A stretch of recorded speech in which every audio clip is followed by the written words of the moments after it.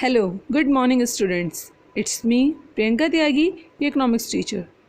So, yesterday we studied about the infrastructure sector during British rule, in which we come to know that every infrastructure constructed by British was not for the Indians' benefit but for their own benefit. They constructed road for mobilizing army and shifting raw material to the ports. Railway was the biggest invention of the Britishers. It breaks the geographical as well as the cultural barrier and integrate the nation. It helped in the commercialization of the agriculture. Although air and water transport was uneconomical, post and telegraph were most popular means of communication. Electric telegraph was invented for maintaining law and order. Now today we will study about the impact of British rule in India. So the impact of British was positive as well as negative. तो Britishers के भारत में आने के फ़ायदे तथा नुकसान दोनों ही रहे. तो first we will discuss about the positive impact of British rule in India. Commercialization of agriculture, development of infrastructure, check on famines, monetary system of exchange and effective administration. First है कमर्शलाइजेशन ऑफ एग्रीकल्चर. कमर्शलाइजेशन यानी किसी भी काम को profit के लिए करना. तो ब्रिटिश ने जो भी इनिशिएट किया था किसानों को कमर्शलाइजेशन करने के लिए, तो उससे किसान सेल्फ सफिशिएंट बना, आत्मनिर्भर एक तरीके से हमारे यहाँ बना. नेक्स्ट हम देखेंगे development of infrastructure. Construction of road, railways, air and water transport help in transporting goods and services. तो इन सारी चीज़ों के डेवलपमेंट होने से हमारा क्या हुआ, एक जगह से दूसरी जगह हम गुड्स और सर्विसेज ईजिली ट्रांसपोर्ट करने लगे. इससे हमारे ग्रोथ और डेवलपमेंट के लिए नई नई अपॉर्चुनिटीज़ क्रिएट हुई. और जो टेलीग्राफ का हमारा डेवलपमेंट हुआ या टेलीग्राफ का जो हमारा इन्वेंशन हुआ, इससे लॉ एंड ऑर्डर बनाने में हमको एक तरीके से मदद हुई. तो ये एक तरीके से हमारे लिए प्रॉफिटेबल रहा. नेक्स्ट है चेक ऑन फेमाइंस. तो फेमाइंस में भी एक तरीके से हेल्पफुल रहा हमारे ट्रांसपोर्टेशन और कम्युनिकेशन सिस्टम, क्योंकि इन दोनों चीज़ की मदद से हम चेक कर पा रहे थे फेमाइंस को, और जहाँ पर फूड सप्लाई और मेडिकल सप्लाई की ज़रूरत थी वहाँ पर हम इजीली ट्रांसपोर्टेशन के थ्रू पहुँचा दे रहे थे, सही रोडों के थ्रू पहुँचा सकते थे. नेक्स्ट है transportation and communication work great support in emergency. तो ट्रांसपोर्टेशन और कम्युनिकेशन ने इमरजेंसी के टाइम पे भी बहुत ज़्यादा हेल्पफुल ये दो मीन्स ऑफ इंफ्रास्ट्रक्चर हमारे लिए रहे. नेक्स्ट है इफ़ेक्टिव एडमिनिस्ट्रेशन सेटअप. तो जो ब्रिटिश गवर्नमेंट थी वो बहुत ही ज़्यादा इफ़ेक्टिव और एफिशिएंट एडमिनिस्ट्रेटिव सेटअप को यूज़ करती थी, जो कि हमारे यहाँ भी एक तरह से लेगेसी के रूप में हमारे लिए रह गए. और रेडी रेकनर वो हमारी कंट्री के पॉलिटिशियन और प्लानर के लिए रह गए. नेक्स्ट पॉइंट है हमारा मॉनेटरी सिस्टम ऑफ एक्सचेंज. तो मॉनेटरी सिस्टम ऑफ एक्सचेंज में देखो क्या है, before India uses the barter system but British help Indian to shift from barter system to monetary system. तो ब्रिटिश ने हमें हेल्प किया बार्टर सिस्टम, यानी कि जब हम पहले क्या करते थे, कमोडिटी को कमोडिटी के लिए एक्सचेंज करते थे, पर ब्रिटिश के आ जाने के बाद हम क्या यूज़ करने लगे, मनी को हम एज अ मीडियम यूज़ करने लगे, जो जिससे क्या हुआ, एक तरीके से ईजी हुआ हमारे किसी भी ट्रांजेक्शन को करना. नेक्स्ट हम देखेंगे negative impact of British in India. तो क्या क्या दुष्प्रभाव रहे ब्रिटिश के भारत में राज करने के. पहला इसमें move toward the cash crop which lead to famines. तो हम ज़्यादा उस टाइम पे कैश क्रॉप उगाने लगे, जैसे रॉ सिल्क हो गया, रॉ कॉटन हो गया, इंडिगो हो गया.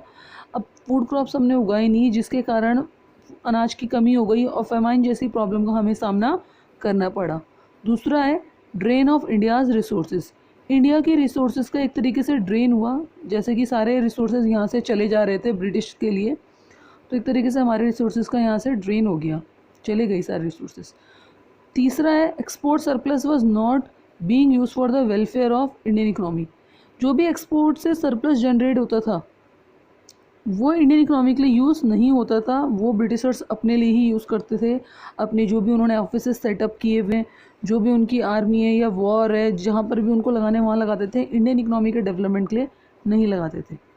Constant per capita income for long period. British के टाइम पे हमारे पर कैपिटा इनकम में या एवरेज इनकम में किसी भी तरह का इंक्रीज़ नहीं आया, कांस्टेंट एक तरीके से वो रही. नेक्स्ट पॉइंट अब हम देखेंगे destruction of Indian handicraft industries. तो इंडियन हैंडीक्राफ्ट इंडस्ट्रीज़ को ख़त्म कर दिया था एक तरीके से ब्रिटिश ने, क्योंकि जो भी यहाँ पर से प्रोड्यूस रॉ मटेरियल होते थे वो अपने लिए ले जाते थे इंग्लैंड। तो जिस तरीके से हमारे यहाँ क्या हुआ, हैंडीक्राफ्ट इंडस्ट्री एक तरीके से ख़त्म हो गई। इनएडिक्वेट इंडस्ट्रियलाइजेशन, तो जो भी हमारे यहाँ फैक्ट्रीज़ वगैरह खुली वो पर्याप्त नहीं थी, अपर्याप्त थी, जिससे कि हमारा विकास नहीं हो सका। नेक्स्ट है increasing dependence of population on agriculture, तो जो डिपेंडेंसी थी हमारी वो एग्रीकल्चर पे ही थी, एकमात्र रोजगार, ज़्यादातर लोग इसी में ही वो लिप्त थे। Next and the last one, negative impact क्या रहा, ट्रेडिशनल मेथड ऑफ प्रोडक्शन, जो भी हमारे मेथड ऑफ प्रोडक्शन रहे वो ट्रेडिशनल रहे, मॉडर्न मेथड ब्रिटिशर्स के द्वारा लाए गए, जिसके कारण कोई भी विकास में उतनी ज़्यादा उन्नति नहीं हुई, प्रोडक्शन में प्रोडक्टिविटी हमारी उतनी ज़्यादा नहीं बढ़ी। Now let's revise. अब देखेंगे हम पॉजिटिव इम्पैक्ट क्या क्या रहे। तो पॉजिटिव इम्पैक्ट में हमने देखा कमर्शियलाइजेशन ऑफ एग्रीकल्चर इनिशिएट किया गया ब्रिटिशर्स के द्वारा, जिसके कारण हम एक तरीके से सेल्फ सफिशिएंट बने फूड ग्रेन प्रोडक्शन में। दूसरा था better means of transportation, railway और रोड्स जो भी हमारी प्रोवाइड की गई थी ये चीप थी, और रैपिड ट्रांसपोर्टेशन सिस्टम एक तरीके से साबित हुआ, जिससे कि नई नई अपॉर्चुनिटीज़ हमारे लिए खुली इकोनॉमिक और सोशल ग्रोथ की। दूसरा है कि check on famines, check on famines यानी हम इजीली चेक कर पाए फेमाइंस को ट्रांसपोर्टेशन और इंफ्रास्ट्रक्चर की मदद से, जहाँ पर भी फेमाइन जैसी हालत होती थी वहाँ ट्रांसपोर्टेशन और कम्युनिकेशन के मदद से हम इजीली फूड और मेडिकल सप्लाई कर पाए। नेक्स्ट था हमारा monetary system of exchange, barter system को हट के पेपर करेंसी एक तरीके से आई, जिससे हम इजीली मेज़र कर पाए वैल्यू को। इफ़ेक्टिव एडमिनिस्ट्रेशन एक तरीके से रहा, क्योंकि पहले हमारे यहाँ ब्रिटिश गवर्नमेंट थी तो उनका जो एडमिनिस्ट्रेशन का तरीका था वो बहुत इफ़ेक्टिव और एफिशिएंट था, और जो भी उनके यहाँ सेटअप्स हैं वो एक तरीके से हमारे विरासत के रूप में अभी भी हमारे साथ है। नेगेटिव इम्पैक्ट देखेंगे अब हम।